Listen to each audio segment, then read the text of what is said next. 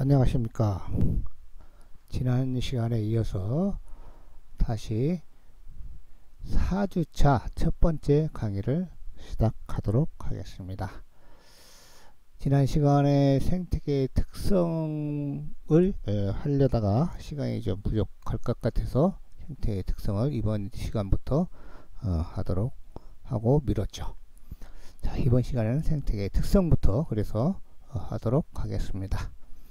자, 생태계의 특성은 이와 같이 크게 네 가지로 구분해서 말씀을 드릴 수가 있겠습니다. 그 하나하나를 또 구체적으로 설명을 해 보도록 하겠습니다. 첫 번째, 상호 의존성이 있습니다. 상호죠. 생태계를 구성하는 모든 요소들이 다른 모든 것들과 관련이 되어 있다. 생태계에서 가장 중요한 인자 세 가지가 뭐냐고 하면은 물론 이제 생물계와 무생물계로 나누어 가지고 또 하지만 생물계 중에서는 가장 중요한 인자가 생산자, 소비자, 분해자라고 했죠. 이 세 가지 인자 중에 하나라도 없으면 생태계는 완전히 파괴될 수밖에 없다. 우리가 하찮은 목이나 팔이나 이런 것들도 생태계 순환에 있어서 조금이라도 기여를 할 수밖에 없다. 물론 모기 생태 그 두 가지가 다 두 가지 모두가 다 멸종한다고 해도 뭐 다른 또 그 하등 동물이라든가 다른 미생물들이 또 다른 이렇게 그 역할을 할 수가 있겠지만은 생태 순환에 크게 문제는 되지 않을 수도 있을런가 모르지만 그 전체적으로 봤을 때는 분해자가 없으면은 이런 생태계 순환이 전혀 이루어질 수가 없다. 그래서 생산자와 소비자가 소비자는 생산자에 의존할 수밖에 없고요. 또 분해자는 또 소비자에게 의존할 수밖에 없고 또 생산자는 분해자가 없으면 생산을 할 수가 없죠. 과거에 좀 전 얘기입니다만은 신문지상에 어떤 그 뉴스가 있었냐면은 서울 주변에 있는 산에 나무가 자라는데 나무가 활력이 떨어지고 생장이 굉장히 더디다는 그런 보도가 있었습니다. 뉴스가 있었는데 그것은 왜 그러냐 하면은 바로 분해자 때문에 그렇다. 분해자가 많이 죽어지고 없다 이 말이야. 분해자가 죽고 없어지니까 어떻게 돼요? 낙엽을 또는 낙지를 분해할 수가 없죠. 이런 낙엽 낙지를 분해할 수가 없으니까 어떻게 돼요? 무기 양분을 공급을 할 수가 없어요. 무기 양분이 충분히 공급이 돼야만이 나무가 특히 식물체가 잘 자랄 수가 있는데 무기 양분을 충분히 공급하지 못하니까 낙엽 낙지를 썩혀 가지고 그 썩힌다는 것 자체는 낙엽 낙지를 분해자가 분해한다는 거죠. 이것들을 썩혀 가지고 무기 양분을 만들어내야 되는데 썩힐 수가 없다는 거죠. 왜? 분해자가 없기 때문에. 분해자 중에 뭐요? 박테리아라든가 바이러스라든가 또는 균류라든가 이런 것들이 많이 없어졌다는 거죠. 그러면은 왜 분해자가 없어졌냐? 바로 뭐냐? 산성비 때문에 그렇다. 산성비가 분해자를 죽인다 이 말이에요. 산성비가. 지난 시간에 아마 얘기됐을 날것을 먹을 때 초를 식초를 약간 가미를 시키면은 그 균이 쉽게 죽는다라고 그런 얘기를 했죠. 이 분해자는 아주 미생물이기 때문에 산에 굉장히 약하죠. 산에 약하기 때문에 산성비가 내리면은 그 균들이 죽을 수밖에 없다. 그래서 여러분들 일상생활에서 그 산을 이용한 것들이 지난 시간에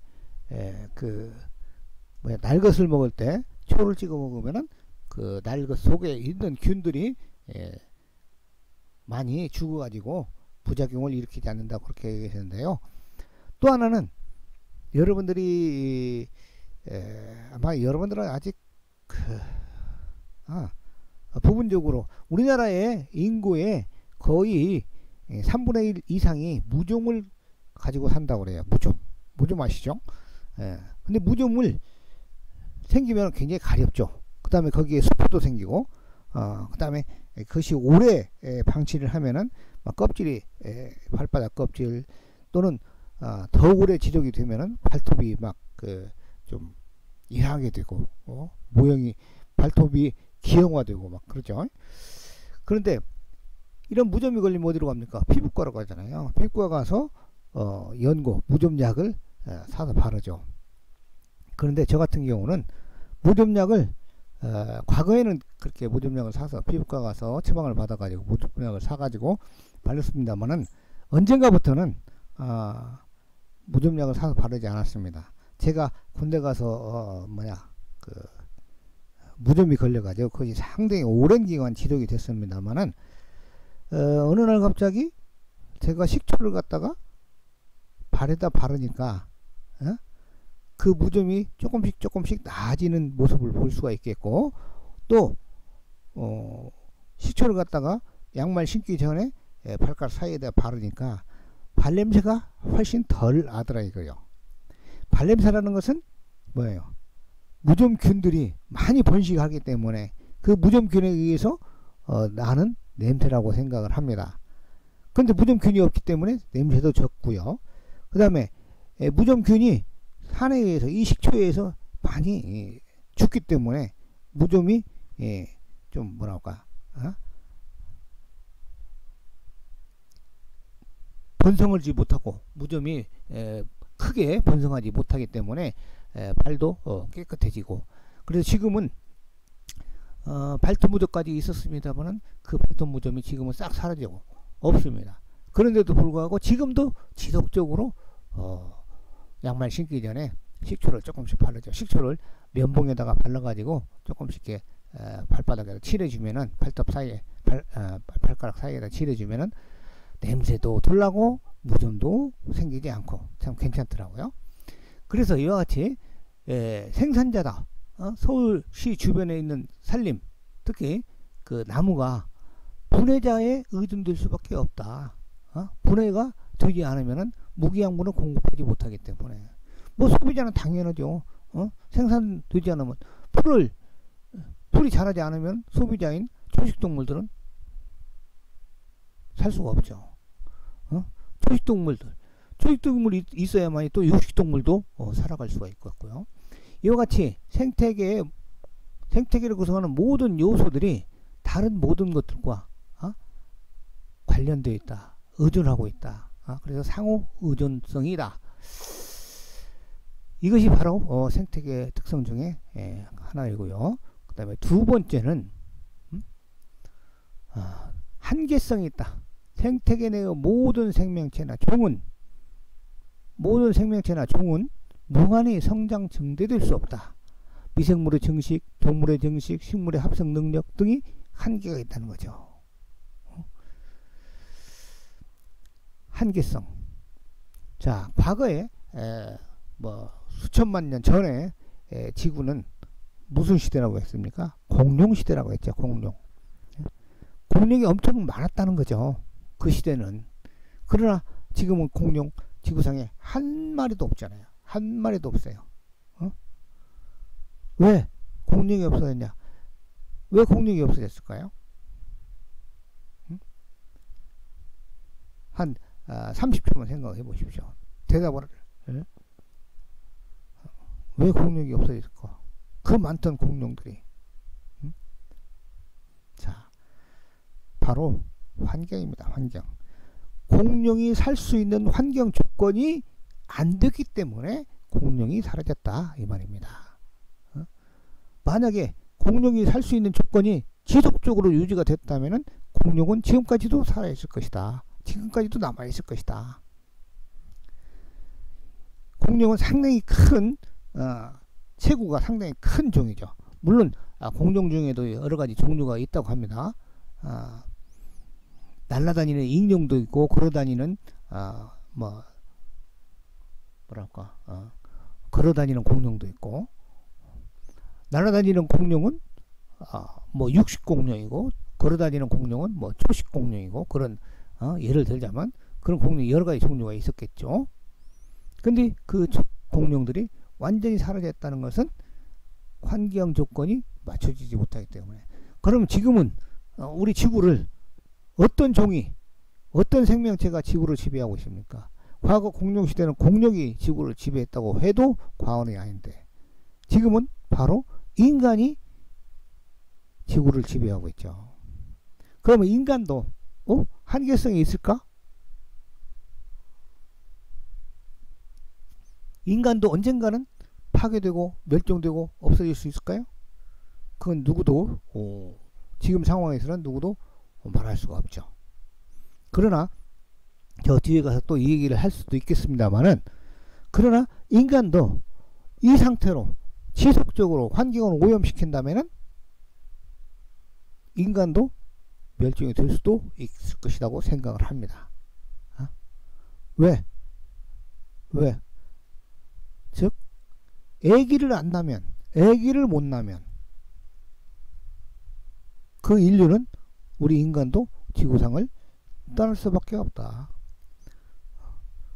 자, 우리나라 인구가 2000 몇십 년 되면은 오히려 줄어든대요. 지금까지는 지속적으로 인구가 굉장히 늘어났습니다만, 지금도 아마 결혼하면 2명이죠. 남녀 2명이 한 명을 안 낳는다는 거죠. 한 명을 전체 결혼 안 한 사람까지 포함해서 가입 연령을 계산했을 때 두 사람당 한 명이 안 난다는 거예요. 그 인구가 줄어들 수밖에 없죠. 그런데 지금은 그렇게 확 줄어들지가 않습니다.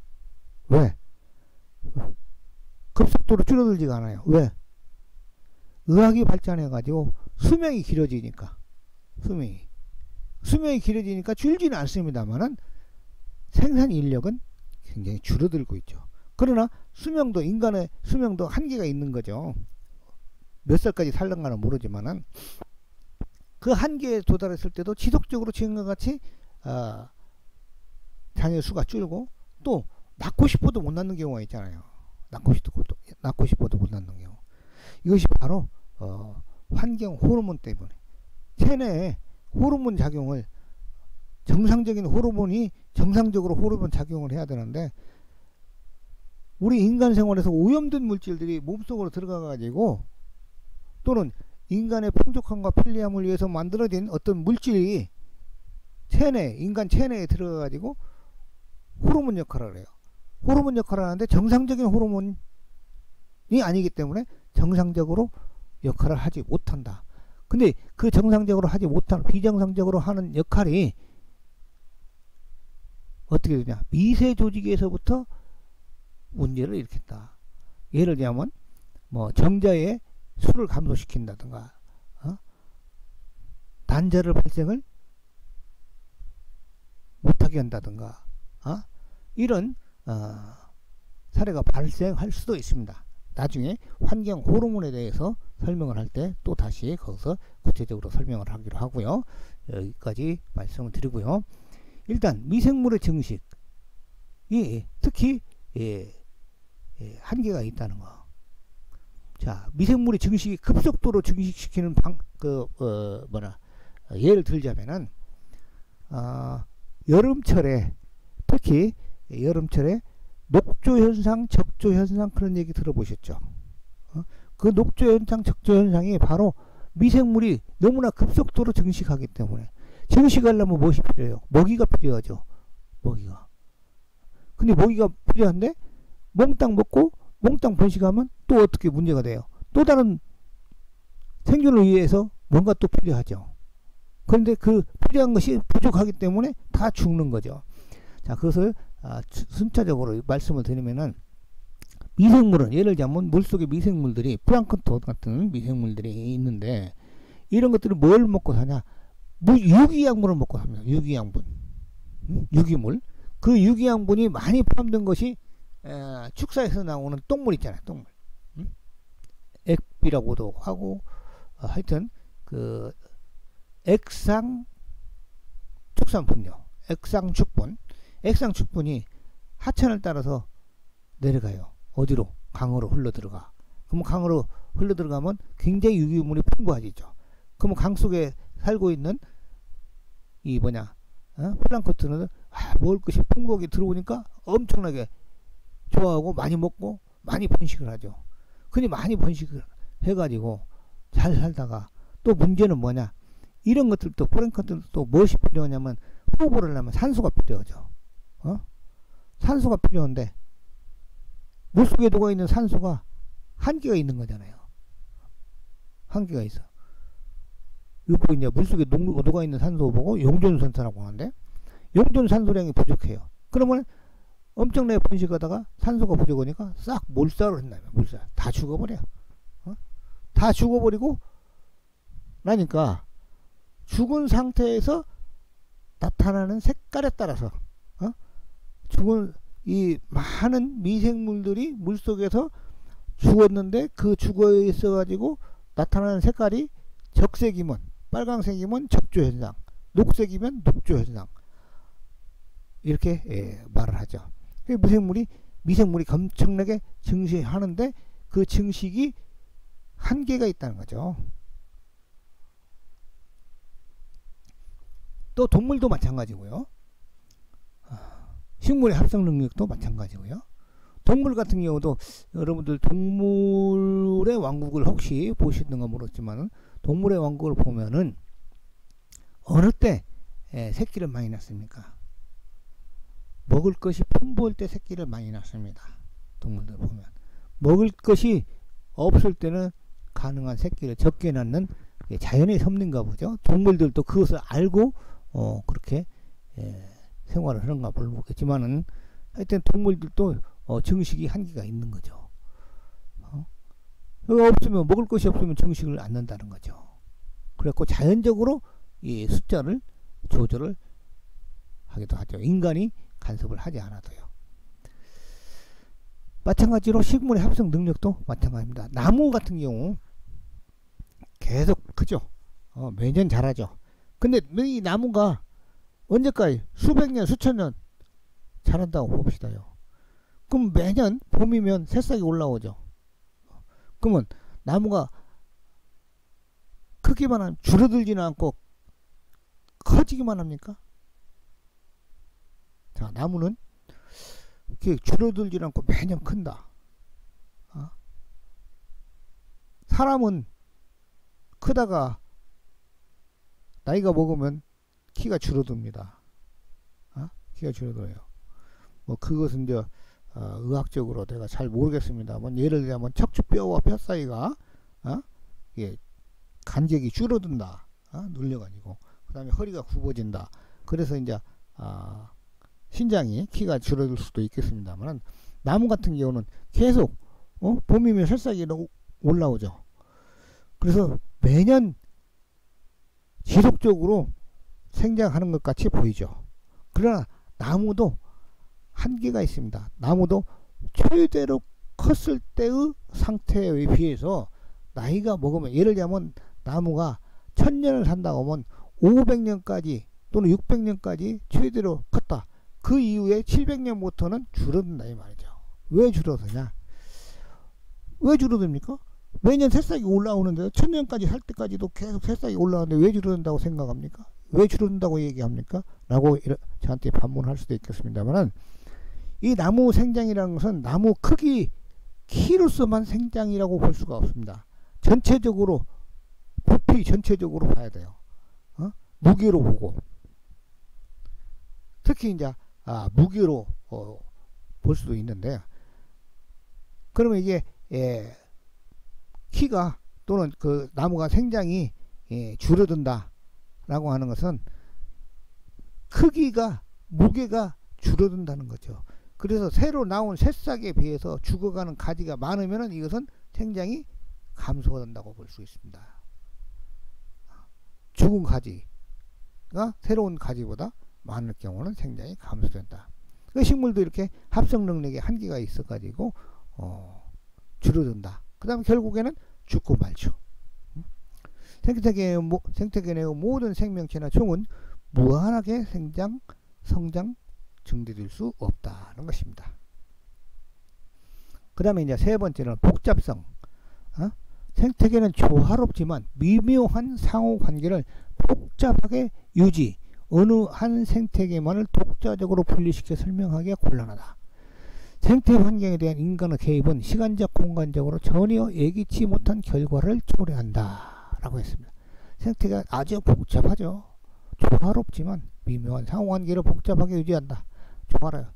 자, 지금 우리 전 세계가 지구상의 전 세계가 뭐 때문에 고통받고 있습니까? 뭐 때문에? 코로나19 때문에 고통을 받고 있죠. 코로나19. 그러나 코로나19 때문에 조화하는 것들도 있습니다. 좋아하는 생명체들도 있어요.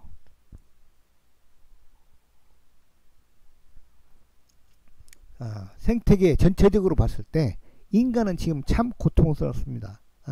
많이 죽고 나가기도 하고, 또 제대로 활동도 제대로 못하고, 격리되고, 오직하면 지금 지금까지 2019년까지는 비대면 수업이라는 것이 이렇게 활성화된 적이 없었습니다. 그러나 2019년 1학기 때부터 비대면 수업하잖아요. 여러분들 얼굴 안 보고 지금 이 시간에도 비대면 수업을 하잖아요. 뭐 때문에? 코로나19 때문에요. 그럼 코로나19 때문에 좋아하는 것은 뭐 있다고요? 물론 뭐 우리나라 그 제약회사 같은 경우 코로나19 진단 키트라든가 마스크 회사라든가 또는 치료제나 또는 그 예방제, 치료제 예방제 이런 것들을 생산하는 기업들은 매출이 증가하니까 좋아하겠죠. 그런 거 말고도 생태계 측면에서 봤을 때 좋아하는 것들이 있습니다. 뭐냐? 식물체도 좋아합니다. 식물체도. 왜 좋아하냐? 오염물질 발생을 많이 안 하니까. 오염물질 뭐 미세먼지라든가 또 이 가스라든가, 왜? 미세먼지 많이 발생을 안 시키잖아요. 환경 오염물질 발생을 많이 안 시키잖아요. 왜? 인간의 활동이 그만큼 줄어들기 때문에. 억지로 줄어들게 하고 또 자연적으로 스스로 줄게 하고, 그래서 미세먼지 발생을 안 해요. 차량 운행도 별로 많지 않고, 그래서 우리나라 서울도 과거에 비해서 2019년 이전에 비해서 지금 이 시기가 2020년도가 굉장히 깨끗해졌다는, 서울 하늘이 깨끗해졌다는 얘기가 있어요. 사진에도 나왔고요. 우리나라뿐만 아니라 중국의 베이징도 마찬가지고요.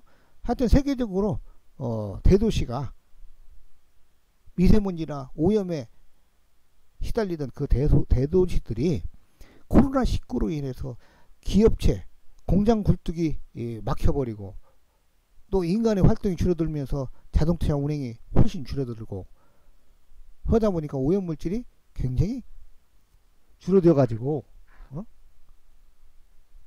맑은 날씨가 많아졌다고 합니다. 맑은 날씨가 많아지면 그만큼 또 인간에게 또 좋아질 수도 있다는 거죠. 부분적으로는. 그래서 어느 한 생태계만을 독자적으로 분리시켜서 설명하기가 곤란하다. 이게 음지가 있으면 양지가 있고 양지가 있으면 음지가 있다. 생태 환경에 대한 인간의 개입은 시간적 공간적으로 전혀 예기치 못한 결과를 초래한다. 이것은 자, 중국에서 공장을 많이 가동을 해가지고 오염물질을 많이 발생을 시켰어요. 그런데 발생시킨 그 시점에 그 지역에서는 피해를 보죠. 그러나 이 시간적으로 그 편설풍을 타고 우리나라까지 넘어오는 경우도 있어요. 그 오염물질들이. 특히 이제 대표적으로 미세먼지 같은 경우도 마찬가지고요. 황사현상, 미세먼지 현상. 이 미세먼지가 중국의 뭐 저쪽에 그 사막 지역에서 발생을 했는데도 우리나라까지 날라오잖아요. 그건 바로 뭐냐? 시간적으로 상당히 시간이 오래됐는데 우리나라에 영향을 미친다는 거죠. 그 다음에 공간적으로도 마찬가지잖아요. 중국에서 발생했는데 그 피해를 우리나라까지 받는다는 거. 그 공간적으로 예기치 못한 결과를 초래한다. 근데 이제 문제는 왜? 예? 우리나라가 동쪽에 있어서 중국에서 발생한 오염물질들이 우리나라가 피해를 많이 보는 이유는 뭐냐? 우리나라 동쪽에 있어서. 우리나라 저쪽에 중국의 서쪽에 있었으면 이렇게 황사 또는 미세먼지 피해를 지금과 같이 많이 받지는 않을 것입니다. 왜 피해를 이렇게 많이 받냐? 그건 바로 불어오는 바람의 방향 때문에 그렇습니다. 불어오는 바람의 방향. 편서풍이 불기 때문에. 만약에 편동풍이 분다면 중국의 오염물질들이 우리나라에 날아오지 않고 저쪽 유럽 쪽으로 날아가겠죠. 저쪽 그 소련이나 유럽 쪽으로. 그 이제 우리나라의 지역적인 위치가 중국의 동쪽에 있기 때문에 중국 기준에서 동쪽에 있기 때문에 편서풍이 불기 때문에 우리나라가 미세먼지 피해라든가 하여튼 오염물질의 피해를 받기도 한다. 중국에서 나타난 오염물질들이 시간적 공간적으로 우리나라에 날라온다. 그 이제 지금은 쭉하니 수년은 수십 년을 두고 그 관찰을 해왔기 때문에 예측할 수가 있겠죠. 근데 처음에 일어난 것들은 예측할 수가 없었다는 거죠. 마찬가지로 우한 바이러스도 중국에서 발생을 했다고 하는데 이 바이러스가 작년 12월쯤에 처음 발생했나요? 11월 달에 발생했나요? 중국에서 불과 몇 명 발생을 하지 않는데 이것들이 전 세계적으로 지금 퍼져 있고 또 그때 처음 발생할 당시만 하더라도 추웠기 때문에 독감 바이러스 같이 추웠기 때문에 날씨가 따뜻해지면 사라질 것이라고 예측을 했습니다. 이 코로나19 바이러스가. 그러나 그래서 5월 6월달 되면은 이 코로나19 바이러스가 점차 줄어들 것이다 라고 예측을 했습니다만은 그저 예측과는 다르게 진행이 되고 있죠. 또 이 추위에 강하기 때문에 추운 지역에서만 창궐 할 줄 알았는데 더운 나라 뭐 베트남이라든가 이쪽에 뭐 동남아 국가까지도 지금 코로나19가 창궐을 해가지고 굉장히 고통을 주고 있죠. 뭐 전 세계적으로 고통을 받고 있다는 증거죠. 그래서 이와 같이 시간적 공간적으로 전혀 예기치 못한 결과를 초래하는 경우가 많다. 처음 발생되는 문제는 전혀 예측을 할 수가 없다. 이것이 오랫동안 지속적으로 발생이 되면 예측을 할 수가 있겠죠. 시계열 방법 예측하듯이. 그 다음에 마지막으로 네 번째는 적응성이다. 적응성. 생명체는 생존에 유리한 방향으로 적응하면 생존하고 진화해 나간다. 적응하지 못하면 도태하고 멸종된다 라고 하죠. 생명체는 생존에 유리한 방향으로 적응하며 생존하고 있다.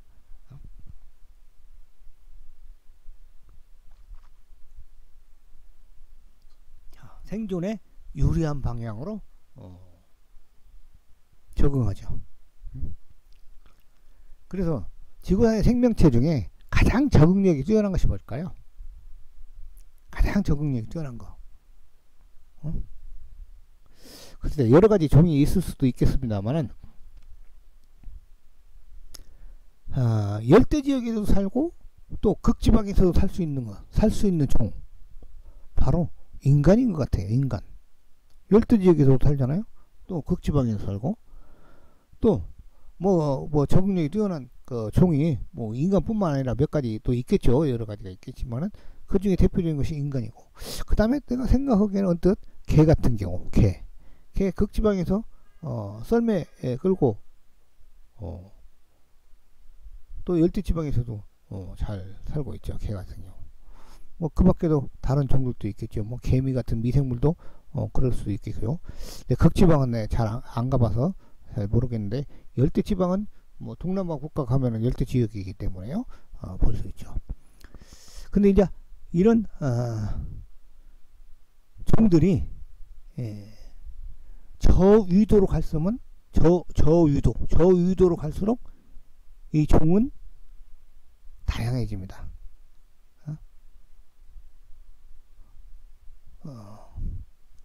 생물종은 아주 다양해져요. 뭐 고유도로 갈수록 생물종은 굉장히 좀 단순해지죠. 종의 증가 또는 종의 감소, 그렇게 얘기할 수 있겠죠. 그 예를 들자면은 열대지역은 유도가 0이죠. 적도는 0이죠. 적도는 유도가 0이죠. 적도 지역은 굉장히 덥죠. 적도 지역에 숲속에 가면 아주 많은 종들이 존재하고 있다고 그래요. 뭐 필리핀이라든가 뭐 베트남, 미얀마 이런 나라도 가면 열대 지역이기 때문에 밀림에 가면 종들이 굉장히 많을 것이라고 생각을 합니다. 그러나 저쪽 극지방에 가면은 숲속에도 별로 종들을 많이 찾아볼 수가 없죠. 따뜻한 지역에 가면, 더운 지역에 가면 막 엄청나게 많은 그 벌레들도 많잖아요. 우리나라를 비교를 하면 춥고 덥고를, 이제 유도 차이는 아니지만 춥고 덥고를 따져보면은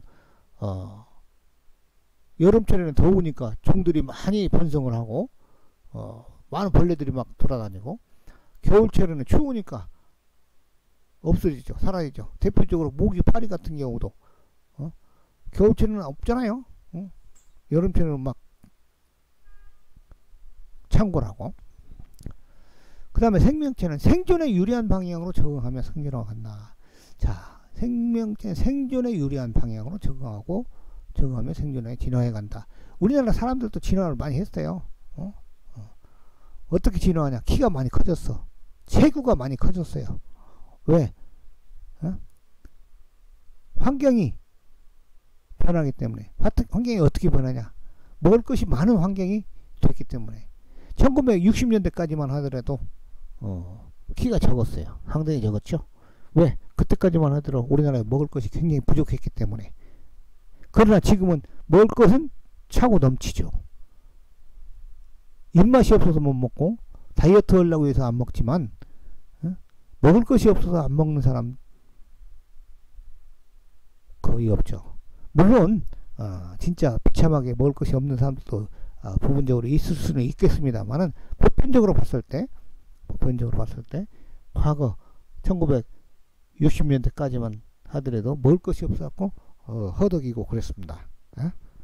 근데 지금은 그렇지는 않죠. 그래서 과거 60년대까지만 하더라도 키가, 우리나라 평균 키가 남자 여자 할 것 없이 굉장히 적었죠. 작았죠. 적은 것이 아니라 작아. 평균 키가 굉장히 과거에 비해서 뭐 한 10cm 이상 컸을 겁니다. 아마 1960년이면 지금으로부터 한 60년 전인데요. 5, 60년 전에 비교하면은 지금 평균 키가 한 10cm는 10cm 이상 컸을 것이라고 봅니다. 또 마찬가지로 수명도 그렇습니다. 인간의 수명도 굉장히 길어졌죠. 자, 여러분들 평생을 살면서 잔치를 몇 번 합니까? 뭐 수없이 하겠지만, 과거에는, 지금은 이제 또 새로운 잔치가 생겼습니다만, 과거에 2000년대 이전에는 1990년대까지만 하더라도 100일잔치, 인간이 태어나면 100일잔치, 돌잔치, 환갑잔치 있었습니다. 이 세 가지가 대표적인 잔치였습니다. 인생을 살면서. 그러나 이 세 가지가 지금은 많이 쇠퇴했죠. 쇠퇴. 그리고 또 다른 잔치가 생겼죠. 칠순잔치, 팔순잔치가 생겼잖아요. 지금 회갑잔치 하는 사람 거의 없어요. 칠순잔치 하는 사람도 있긴 있어도 좀 드물어요. 근데 지금 팔순잔치는 또 대부분이 많이 합니다. 그건 바로 뭐냐? 그 잔치, 과거에 100일잔치, 돌잔치, 회갑잔치가 대표적인 잔치가 됐다는 것은 진짜로 축하해 주기 위해서, 그때까지 살아줘서 살아있다는 것이 축하할 일이기 때문에 축하해 주기 위해서 잔치를 했다는 거죠. 과거에는 많이 죽었습니다. 태어나자마자 많이 죽었어요. 100일 동안, 석 달 열흘밖에 안 되잖아요. 100일이면 100일 이전에 많이 죽어갔다는 거죠. 그래서 100일 동안 살아있다는 것 축하해 주기 위해서 100일 잔치를 해주고요. 그 다음에 1년 후에 돌잔치를 하잖아요. 1년 안에 많이 죽어갔다 이 말이죠. 과거에는 의료기술도 부족하고 또 돈도 없고 그래서 많이 죽어갔어요.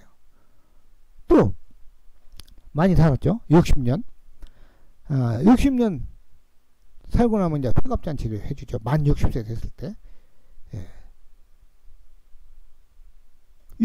만 60세 때 회갑까지 살아서 축하해주기 위해서 회갑잔치를 했습니다. 그러나 지금 100일 된 살아줘서 살아있어서 축하해주는 것이 아니라 그냥 이벤트성으로 잔치를 해주는 경우, 특히 이제 100일 잔치, 돌잔치 같은 경우는.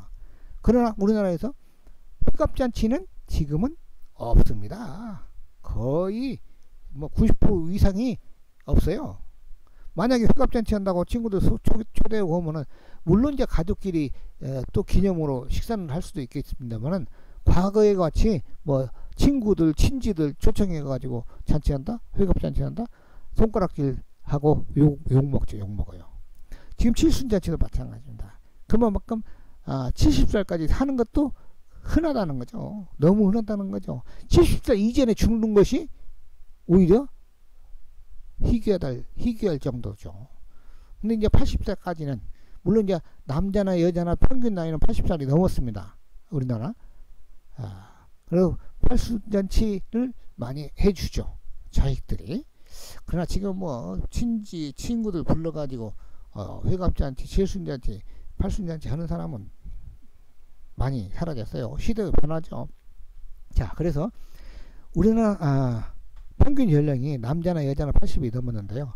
후진국에 가면 80이 안 됩니다. 훨씬 적죠. 80보다. 그건 바로 뭐냐? 환경이 훨씬 안 좋기 때문에 그렇다는 거죠. 대표적으로 의료기술이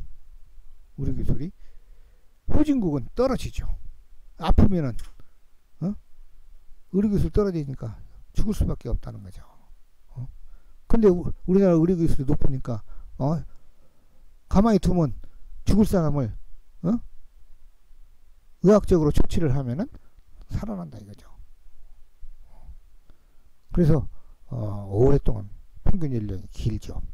아마 여러분들 뭐 지금 인터넷이 너무나 잘 발달되어 있어 가지고 아마 찾아보시면은 우리나라 평균 연령이 다른 동남아 국가에 비해서 엄청나게 높다는 것을 알 수가 있습니다. 그 다음에 또 먹을 것이 적으면 막 먹으려고 하지만 많으면은 자기가 적당히 먹으려고 조절을 하죠. 그것이 바로 다이어트죠. 너무나 많이 먹어도 이게 인체에 생리적으로 문제가 생기기 때문에 적당량 먹여야 해요. 내 생각에는 그렇습니다. 많이 먹고 많이 운동하면 전혀 문제가 없습니다. 체력도 좋아지고 건강하고. 근데 조금 먹고 안 움직여가지고 몸무게만 유지하고 살만 뺀다? 그렇게 되면은 체력이 약해져요. 체력이 강해야 뭐든지 의욕적으로 할 수가 있거든요. 이와 같이 많이 먹고 많이 움직이는 것이 가장 좋다는 거죠. 그래서 이런 얘기 있잖아요. 걸으면 살고 누우면 죽는다. 근데 나이가 먹으면 이 체내 생리 대사작용이 원활하지 못하기 때문에 자꾸 아프기도 하고 조금 움직이기도 귀찮기도 하고, 그러면 자꾸 아프고 움직이기 귀찮으면 안 움직여. 안 움직이면 더 안 움직이기 싫고 더 아파. 그러다 보면은 누워 있고 싶어. 서 있으면 힘드니까 앉아 있고 싶고, 앉아 있으면 또 힘드니까 또 누워 있고 싶고. 누워 있는 것이 제일 편해요. 그 편한 생활을 계속 오래 지속하면은 더 많이 아파. 대사장이 제대로 안 돼. 그럼 빨리 죽는다는 거죠. 2조 시대 때 임금님들이 오래 산 임금들이 그렇게 많지가 않습니다. 한번 여러분들 인터넷에 한번 서칭을 한번 해보시기 바랍니다. 조선시대 때 임금들이 많이 먹고, 과거에 1960년대까지만 하더라도 당뇨병 환자들이 그렇게 많지 않았을 것이라고 생각을 합니다. 왜? 보리밥 많이 먹고 쌀밥 많이 안 먹기 때문에 쌀밥이 당에는 굉장히 안 좋다고 해요. 자, 이와 같이 생태계 특성을 4가지를 설명을 했습니다. 자, 그럼 다음 페이지를 한번 볼까요? 자, 우리 주변을 싸고 있는 것들이 환경이라고 하죠. 환경. 이 환경이 누가 만들었어요? 환경이라는 용어 자체를 누가 만들어요? 인간이 만드는 거죠. 인간이 만들었는데 그 환경이 어떻게 어떤 목적으로 어떤 상태로 구분하느냐에 따라서 여러 가지로 구분할 수가 있습니다. 그래서 여기는 환경을 분리해서 자연환경, 인문사회환경, 인공환경 이렇게 3가지로 분류를 하고 있습니다. 그럼 첫 번째로 자연환경은 우주 생성 과정에서 자연적으로 생성된 환경, 수목, 물고기, 파충류 등의 동식물, 무생물 등. 무생물은 뭐 돌, 철, 생명, 말 그대로 무생물, 살아있지 않는다는 거, 생명체가 없다는 거, 목숨이 없다는 거죠. 그러면 풀은 생물인가 무생물인가? 풀은 살아있습니다. 생명체가 있습니다. 그래서 이제 풀을 여름철에 시골에서 풀을 막 자라잖아요. 살아있기 때문에 자라는 거잖아요. 그 죽인다고 하죠. 죽여요. 뭘로? 제초제로. 자, 자연환경 그렇다는 거죠. 우주 생성 과정에서 자연적으로 생성된 환경이다. 물고기도 자연환경이다. 자연적으로 생겼어. 나무도 자연적으로 생겼고, 뭐 물고기 파충류뿐만 아니라 양서류, 파충류. 파충류는 뭐예요? 거북이 같은 거죠? 거북이. 양서류는 개구리 같은 것이 양서류죠. 그 다음에 벌레들, 이런 동식물들을 자연환경이라고 하죠. 그 다음에 인문사회환경은 인류 생성으로 자연적으로 생성된다. 이것은 바로 뭐냐? 인류의 생성으로 자연적으로 생성이 된다는 것이죠. 인류 생성으로. 자, 인구 추세 분포, 사적지, 경제적 지표, 고고학적 의의, 이것 등이 바로 인문사회 환경이죠. 인문사회 환경은 바로 인류가 있기 때문에 인류가 있기 때문에 사회가 생깁니다. 인간이 하나가 있으면 사회라는 것은 사회 환경은 없어요. 인간이 나 혼자 있으면은 사회 환경이라는 것은 없습니다. 그러나 둘 이상이 됐을 때는 사회 환경이 생성이 되는 거죠. 둘만 있어도 지켜야 될 것이 있고, 또 하여튼 서로 상의를 해야 뭔가 해야 될 것이고, 단독적으로 해서는 상대방에게 무리를 일으키는 문제가 있기 때문에 서로 상대방에게 기분 안 나쁘고 누를 끼치지 않도록 하기 위해서는 사회 환경이 필요하다 이 말이에요. 사회적 규율이 필요하다는 거예요. 사회적 규율이 필요하다는 것은 사회 환경이라는 거예요. 자, 이것도 약 지금 45분가량 했습니다만은 이거 다 하려니까 좀 더 시간이 더 필요하네요. 여기 이어서 다음 시간에 하도록 하고, 오늘 45분 정도 했으니까 또 추가로 다음에 이어서 하도록 하고, 오늘은 여기까지 할까 합니다. 여러분들 누차 얘기하지만은 의문사항이 있으면은 항상 Q&A 사이트에다가 올려주시기 바랍니다. 여러분들 45분 정도 지났는데 고생 많으셨습니다. 언젠가 대면 강의를 하고 또 대면에서 얼굴을 한 번이라도 보고 싶은 생각이 드네요. 벌써 한 학기 시작해 가지고 한 달 가까이 지났는데 여러분들 얼굴도 한 번도 못 보고 이렇게 강의만 하려고 하니까 조금 어색하기도 하고 좀 멋쩍은 생각이 듭니다. 나 혼자 얘기하고 나 혼자 답변하고 하려고 하니까 좀 재미도 없고요. 여하튼 오늘 강의는 여기까지 하도록 하겠습니다. 고생하셨습니다.